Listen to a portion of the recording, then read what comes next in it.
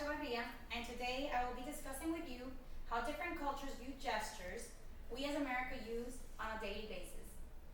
The last thing that you want to do is go out of the country or out on business and land in jail for vulgarities for signaling someone to come over. I will be presenting to you different gestures and explaining to you the differences between us, the Americans, and the cultures outside of the US. Can anybody tell me what this is? Okay, It's okay. fine. Okay. Can any of you tell me what this stands for Victory. Americans? Peace sign. Victory? Peace. Peace. I know that. Good. Can anybody tell me what this stands for? Stop. Stop. Stop. I never say that. Can anyone tell me what this stands for? Beautiful. Yes.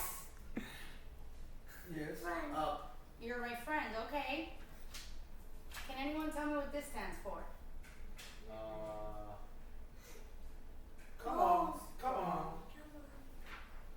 Okay, so we're gonna start off with this gesture. It's made by connecting your thumb with your forefinger, and it represents to Americans the OK. Okay. Okay? What's that? It's what Americans use to communicate when something is alright.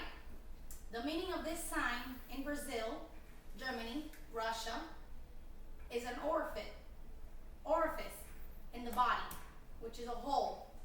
It's used to refer to an animal or a human. The sign is used as a sexual insult. To Greeks and the Turkish, this gesture is used towards identifying homosexuals in a condescending way. In Kuwait, this gesture signifies an evil eye or when I'm cursing you. This is a symbol for money for Japan.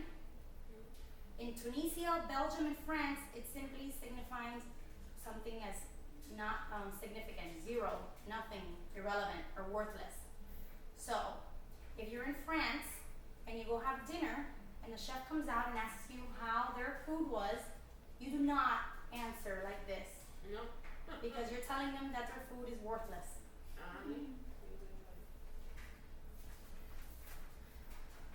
This is what we would call the peace sign.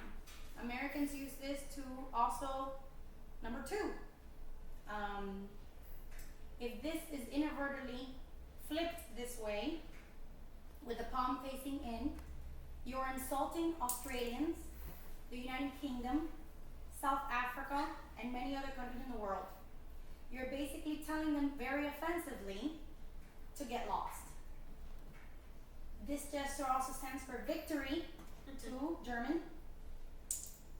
The Greeks also use this gesture to send people to very hot places, totally opposite of heaven. That is the Greeks.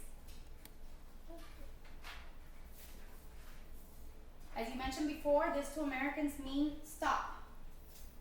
Police officers use this, people of authority, to whenever the traffic signals are out.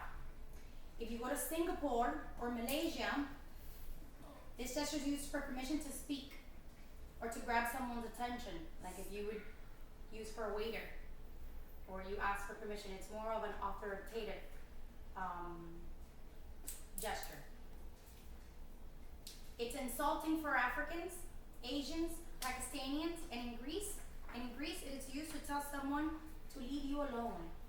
It kind of resembles how back in the 90s we used to say, talk to the hand, not to the face.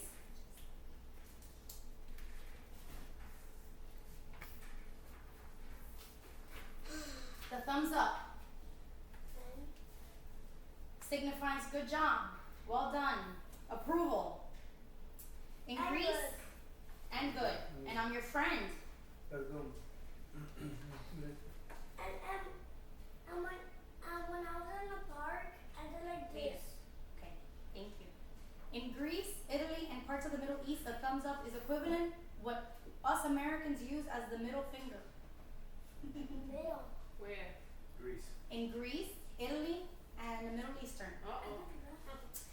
Especially when you use it like this, like if you're hitchhiking. That's a That no-no. means In Thailand, this is more of a childlike than obscene gesture. So doing this in Thailand, it's kind of like sticking out your tongue. So you'll be viewed as juvenile or childlike, not mature. I know another thing that means. Although not very insulting, it should still be avoided. Now this is called beckoning. This is how you tell people to, simply come over. It's also a way that seductive women seduce their men and bring them, alluring them.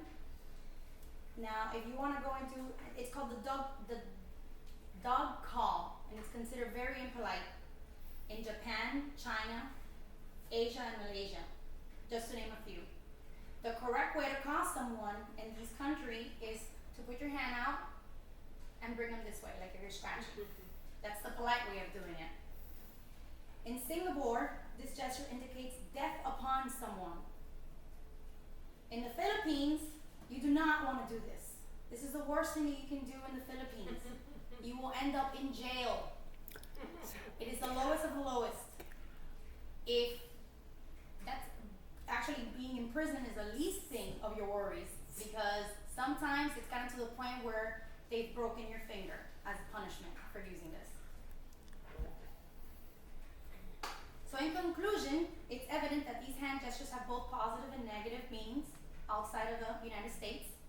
There are myriad amounts of gestures that Americans use that are not accepted outside of this country. Keeping ourselves informed, especially if we tend to travel outside for vacation and business, will definitely help us stay out of trouble, right? We should embrace all cultures and try our hardest not to unknowingly offend anyone just because we're not aware or we're ignorant about all of the gestures that go on outside of the United States. Gestures that we feel are straightforward, such as okay, peace, stop, approval, and come here, can definitely have totally different meanings to someone outside of the U.S. Honestly, the U.S. is so diverse that I can only imagine how difficult it can be for all these cultures to come and adapt to the way that we do things. I suggest that if you're unsure of the customs while you're traveling abroad, you just keep your hands behind your back or in your pockets. Mm-hmm. That's it. That's a good idea.